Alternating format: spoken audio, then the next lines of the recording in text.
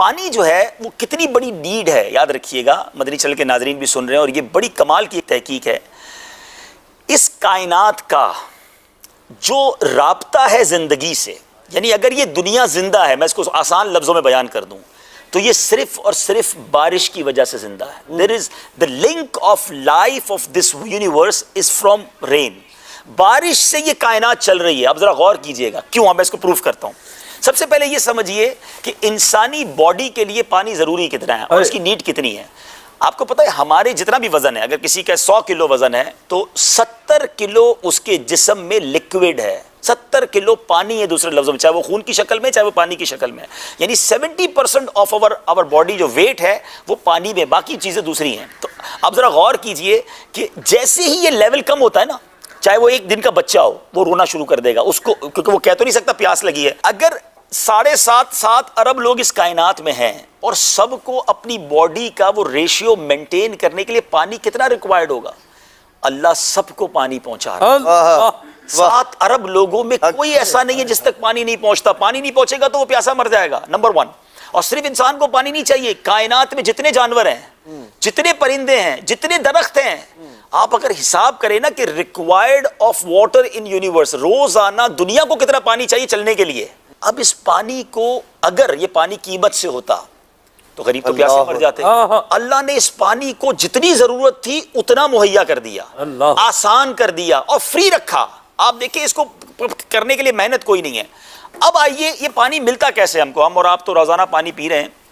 سمجھیے ذرا، پانی کا دنیا میں آنے کا ایک ہی راستہ ہے، یہ یاد رکھیے گا، یہ صرف بارش ہے۔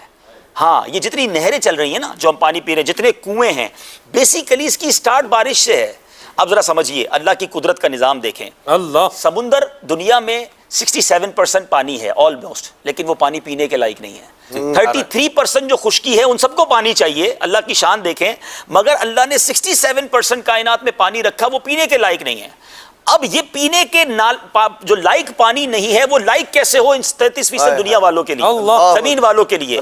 اگر آپ کیلکولیٹ کریں 7 ارب، ایک تحقیق میں نے بیان بھی کی تھی کہ 7 ارب اگر انسان ہے تو 70 ارب جانور ہیں، 10 ٹائم ملٹیپلائی، 700 ارب پرندے ہیں، ٹھیک ہے؟ درختوں کی تو مسئلہ ہی کوئی نہیں کہ کتنے ہیں، وہ تو اربوں خربوں ہوں گے۔ تو اگر ان سب کو کیلکولیٹ کریں تو billions and billions gallons daily required ہے۔ اب آپ دیکھیں قدرت کا شاہکار، دھوپ پڑتی ہے اور یہی جو بخارات کی صورت میں سمندر کا پانی پہلے آسمان کی طرف جاتا ہے، ٹھیک ہے؟ سائنس یہی کہتی ہے نا، اربوں ٹن پانی، ناٹ گیلنز، اربوں ٹن پانی روزانہ کی بنیاد میں آسمان پہ جا رہا ہے بادلوں میں۔ مجھے بتائیں وہ پائپ لائن کہاں ہے؟ یہ کس موٹر کے ذریعے اوپر جا رہا ہے اور کون سا پائپ ہے جو اس کو اوپر لے کر جا رہا ہے؟ کون سا نظام ہے جو نظر نہیں آ رہا لیکن ڈیلی بیسس پہ ہو رہا ہے؟ ٹھیک ہے جناب، پہنچ گیا اوپر۔ آپ سب نے جہاز میں سفر کیا ہے، میری تو آدھی زندگی اسی میں گزر گئی ہے۔ اب میں جب بھی جہاز میرا بادلوں کو کراس کرتا تو میں کدھر ہے وہ ٹینکی جس میں پانی پڑا ہوا ہے، کہاں محفوظ ہو رہا ہے؟ کون سی ٹینکی ہے؟ جہاز 1 سیکنڈ میں بادلوں کو کراس کر جاتا ہے، نظر کوئی نہیں دیکھ سکتا کہ وہ اربوں ٹن، تھوڑا بہت پانی نہیں ہے۔ بارش برسے، کبھی اس کا وزن کرو تو کتنا ٹن پانی برستا ہے۔ یہ محفوظ کہاں ہے؟ نوبڈی ایون سی نہیں کر سکتا، اس کو دیکھ نہیں سکتا۔ یہ بادلوں میں پانی ہے، اچھا یہ وہ اوور ہیڈ ٹینک ہے جو ہمیں نہیں پتا کہاں ہے لیکن سیو ہے، ٹھیک ہو گیا۔ اب اس کے بعد بارش برستی ہے لیکن گیا تو کھارا پانی تھا اوپر، جی، جو نیچے آیا the most best mineral water in the world وہ ریننگ واٹر۔ اللہ نے مائع مبارک کہا نا قرآن میں، یہ فلٹر پلانٹ کہاں لگا ہوا ہے؟ آپ ذرا سوچئے، وہ پائپ لائن کدھر ہے، وہ اسٹوریج کدھر ہے، وہ فلٹر پلانٹ کدھر ہے؟ چلیں جناب یہ بھی سمجھ آ گیا، قدرت کا نظارہ ہے، صاف ہو گیا، پانی دنیا کو مل گیا۔ اب سوال یہ ہے کہ جو لینڈ لاک کنٹریز ہیں دنیا میں، پاکستانیوں کو یہ نعمت پتہ ہی نہیں ہے کہ ہم سمندر والی ملک ہیں۔ دنیا کے بہت سارے ملک ہیں جن میں سمندر ہی نہیں ہے، ان کے پورٹس ہی نہیں ہیں، وہ کسی اور ملک پہ امپورٹ کرتے ہیں، پھر اپنا سامان بذریعہ روڈ منگواتے ہیں۔ اب سوال یہ بنے گا کہ اگر یہ پانی اوپر جاتا اور برس جاتا تو جو ملک سمندر کے کنارے ہوتے ہیں ان کو پانی مل جاتا۔ جو پشاور ہے ہمارا، وہ تو وہاں سمندر نہیں ہے، وہاں پانی کیسے جاتا ہے؟ اللہ کا ٹرانسپورٹیشن نظام دیکھیں، ہوا چلائی کہ یہ جو ٹینک بھرے ہوئے اوپر پانی کے بارش کے ہیں، یہ ہوا کے ذریعے پشاور تک بھی پہنچتے ہیں، ان ملکوں تک بھی جاتے ہیں کہ جہاں سمندر نہیں ہے۔ یاد رکھیے گا بارش جو ہے ملی سمندر سے ہے لیکن برس رہی ہے اس جگہ پر جہاں دور دور تک سمندر نہیں ہے، اللہ نے ادھر وہ بادل پہنچا دیے، ٹھیک ہو گیا۔ اب پانی برسا، چلے جناب پانی مل جاتا، جتنی پیاس لگتی اتنا برستا، پھر سنبھالتے کدھر اس پانی کو؟ اللہ نے زمین کو یہ صلاحیت دی ہے واہ واہ۔ کہ اس پانی کو اسٹور کر لیتی ہے. واہ۔ یہ زمین پانی ایکسٹرا چوس لیتی ہے.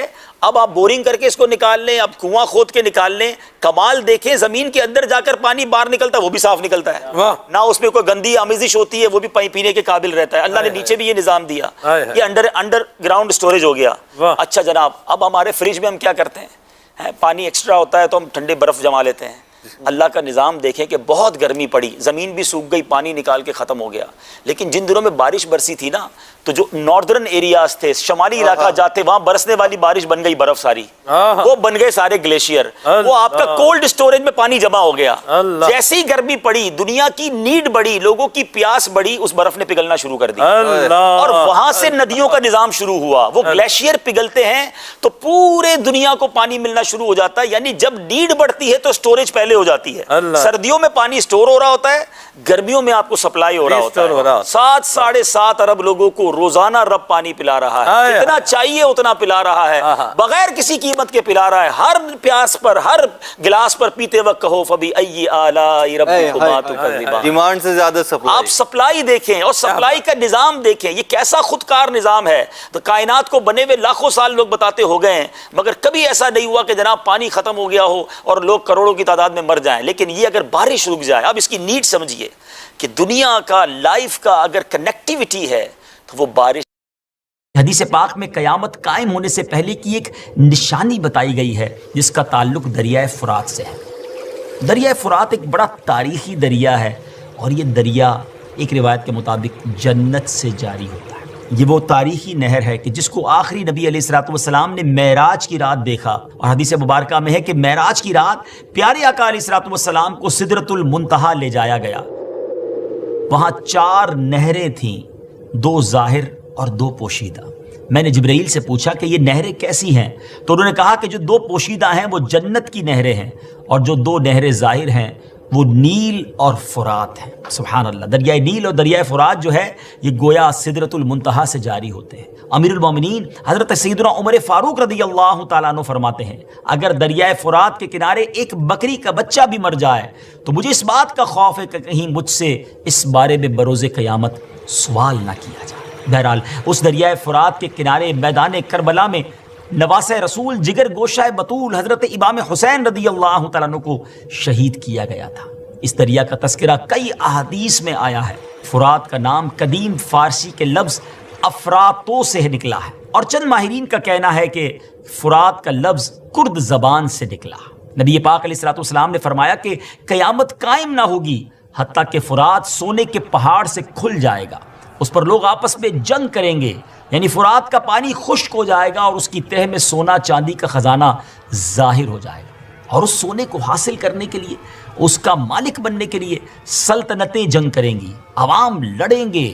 یعنی سیدھے الفاظ میں کہا جائے تو وہ سونا کیا ہوگا, جنگ و جدال کی جڑ اور ہلاکت کا سبب ہوگا. اس لڑائی کے نتیجے میں پیارے آقا علیہ الصلوۃ والسلام نے فرمایا ہر 100 میں سے 99 آدمی, جی ہاں 99 لوگ قتل ہو جائیں گے. اٹ مینز 99% لوگ جو اس لڑائی میں ہوں گے وہ مارے جائیں گے. ہر شخص یہی کہے گا کہ شاید میں ہی وہ ہوں جو نجات پا جائے. اس لڑائی جھگڑے سے بچنے کا طریقہ نبی پاک علیہ الصلوۃ والسلام نے ہمیں یہ بتایا کہ قریب ہے کہ فرات سونے کے خزانے سے کھل جائے تو جو وہاں حاضر ہو وہ اس میں سے کچھ نہ لے, یعنی اس سونے چاندی سے دور بھاگے, وہاں ٹھہرے بھی نہیں, کیونکہ اس پر بڑی لڑائی اور عام قتل و غارت گری ہوگی. نیز اس خزانے کے لینے سے عذاب الہی نازل ہوگا, بلائیں آئیں گی. یہ مال, یہ سونا, یہ چاندی خزانہ قارونی کی طرح منحوس ہوگا اور اس سے نفع لینا درست نہ ہوگا.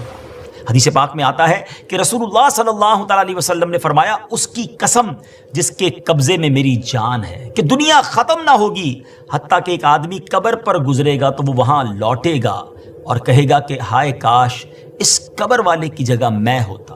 یعنی اس وقت دنیا میں فتنے اور آفتیں, بلائیں اس قدر ہوں گی کہ لوگ زندگی پر موت کو ترجیح دیں گے اور قبر کو دیکھ کر تمنا کریں گے کہ اس قبر میں ہم دفن ہو چکے ہوتے. یعنی دریائے فرات یہ کوئی عام دریا نہیں ہے ناظرین, بلکہ دریائے فرات جنتی دریا ہے اور قرب قیامت میں سے دنیا سے اٹھا لیا جائے. ہم بس اللہ تبارک و تعالیٰ کی پناہ مانگتے ہیں کہ اللہ پاک ان فتنوں سے ہمیں بچائے, دین اسلام پر استقامت عطا فرمائے, اور جب موت کا وقت آ جائے تو رب کریم ہمیں ایمان پر ہی موت عطا فرمائے. نقصان ہے مگر وہی نیکی گناہ بن جائے, میں تو مارا گیا نا, کتنا بڑا لاس ہو گیا. ٹرائی ٹو انڈرسٹینڈ, یہ سمجھنا ہوگا مجھے اور آپ کو کہ ریاکاری ہے کیا. تو ریاکاری کیا ہے؟ حدیث پاک میں آتا ہے, نبی پاک علیہ الصلوۃ والسلام نے فرمایا, مجھے تم پر سب سے زیادہ شرک اصغر, چھوٹا شرک, وہ کیا ہے؟ ریا, یعنی دکھاوے کا ڈر ہے. اللہ تعالیٰ قیامت کے دن کچھ لوگوں کو ان کے اعمال کی جزا کے وقت فرمائے گا, ان لوگوں کے پاس جاؤ جن کے لیے تم دنیا میں دکھاوا کرتے تھے اور دیکھو کیا تم ان سے کیا جزا پاتے ہو. یعنی اللہ فرمائے گا میرے پاس تمہارے لیے کوئی جزا نہیں, ان سے جزا لو جن کے لیے نیکیاں کی تھیں. اب کیا ہو رہا ہے؟ نماز پڑھی سب کو بتانا ہے, روزے رکھے سب کو بتانا ہے, قرآن پڑھا سب کو بتانا ہے, حج پہ گئے سب کو بتانا ہے. وہ نیکیاں جو نارملی انسان اکیلے میں کرتا ہے مگر وہ بھی بتانی ہے. وہ پہلے سنتے تھے نا, نیکی کر دریا میں ڈال, اب نیکی کر فیس بک پہ ڈال, نیکی کر سوشل میڈیا پہ ڈال. ابھی پچھلے دنوں سیلاب آیا تھا تو کووڈ کے معاملات آئے تھے, کئی لوگ ماشاءاللہ صدقہ خیرات دینے گئے, اچھی بات ہے, یہ بڑی نیکی ہے. مگر آپ نے تماشے بھی دیکھے ہوں گے کہ ایک ایک آٹے کے بورے پر 5-5 بندے کھڑے ہو کر اس غریب کے ساتھ سیلفی کھنچوا رہے ہیں. اب بتاؤ نا, اس غریب کی غربت کا اور کتنا مذاق اڑانا ہے. قرآن کہہ رہا ہے اے ایمان والو, احسان جتا کر تکلیف پہنچا کر صدقے ضائع نہ کرنا. لیکن یہ ہو رہا ہے, میں نے یہ کیا, میں نے وہ کیا, اتنی پرانی نیکیاں لوگوں کو یاد ہیں. ویسے ایک چھوٹا سا سوال کر لیتا ہوں, اتنے سارے ماشاءاللہ نمازی بیٹھے ہیں, آپ میں سے کئی ایسے ہوں گے, بلکہ شاید سارے ہم ایسے ہیں, میں بھی اس پہ شامل ہوں گا, جن کو اپنی 25 سال پرانی نیکی بھی یاد ہے. 1990 میں کوئی حج پہ گیا ہوگا, اس کو وہ بھی یاد ہے. 1980 میں عمرہ کیا ہوگا تو وہ بھی یاد ہے. بچپن میں کوئی قرآن پاک ختم کیا ہوگا, وہ بھی یاد ہے. یعنی عام ہمیں تو تجربہ ہے نا, ہم تو لوگوں سے ملتے ہیں. ہمارا تو حال یہ ہے کہ ہم کبھی کسی سے ملنے جائیں نا, حضرت کیسے ہیں, طبیعت کیسی ہے, بس اللہ کا بڑا شکر ہے, اللہ نے بڑا کرم کیا ہے. میں 1995 پہ حج پہ بھی گیا تھا تو 2000 میں بھی حج کی سعادت ملی, اور 2015 سے تو ہر سال عمرے پہ جا رہا ہوں. اللہ نے بڑا کرم کیا ہے. رجب شعبان رمضان کے ہم روزے بھی رکھتے ہیں, الحمدللہ تہجد کی بھی عادت ہے. حاجی صاحب کس نے آپ سے یہ سب پوچھا تھا؟ میں نے تو طبیعت پوچھی تھی آپ سے, اور آپ نے اپنی پوری زندگی کی نیکیاں جو ہیں 3-4 منٹ میں بیان کر دیں. اچھا ہمت نہیں ہوتی کہنے کی, لیکن چلے آج کہہ دیتا ہوں کہ جناب آپ کو 2004 والا حج یاد ہے, آپ کو پچھلے 10 سال پرانے عمرے یاد ہیں, کل جھوٹ بولا تھا وہ یاد ہے, آج صبح آپ نے موبائل میں کچھ حرام دیکھا تھا وہ یاد ہے. یعنی 15 سال پرانی نیکی یاد ہے, گناہ یاد نہیں ہے. یاد رکھیے یہ ہمارا سائیکل ہی غلط ہے. بزرگان دین فرماتے ہیں نیکی کر کے بھول جاؤ اور گناہ کر کے یاد رکھو, کیونکہ پتہ نہیں نیکی قبول ہوگی کہ نہیں, اخلاص ہے کہ نہیں, گناہ کی سزا کیسے بھگتوں گا.